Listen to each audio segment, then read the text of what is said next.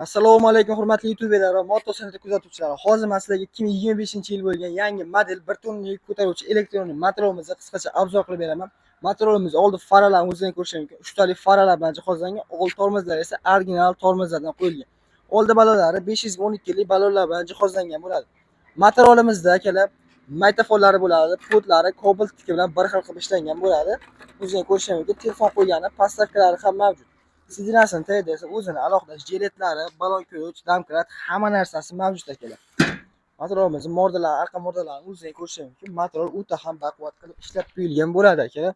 Balon razmerlari orqalariniki ham 512 lik qilib ishlangan. Motorolda ranglarini o'zingizlar ko'rishingiz mumkin. Motorolda ranglari ham o'ta ham o'zgacha qilib ishlangan. Orqa stoplariga ham o'zlarining bitta baho berib qo'yasizlar. Qo'ydi o'chiravering. Motorimiz ichki qismiga keladigan bo'lsak, akkumulyatorlar 58 vatli akkumulyatordan oltita qo'yilgan bo'ladi. Bu degani bemalol bu motor 60-70 kilometrgacha yura oladi yuk bilan. Yuksiz undan ham uzoqroqqa yetadi. Miya motorlari esa 1500 vatli original miya motorlar bilan jihozlangan. Zapaska balonlari ham mavjud. Risollari esa 2 tali risollar bilan jihozlangan. Bortlari ham o'ta ham baquvvat qilib ishlangan. O'zlaringiz ko'rishingiz mumkin akalar. Bort razmerlarimiz 1.80 ga 1.30 ga qilib ishlangan. Akalar bemalol pastki nomerlarga telefon qilib kelishlari mumkin akalar. Sog' bo'linglar, salomat bo'linglar.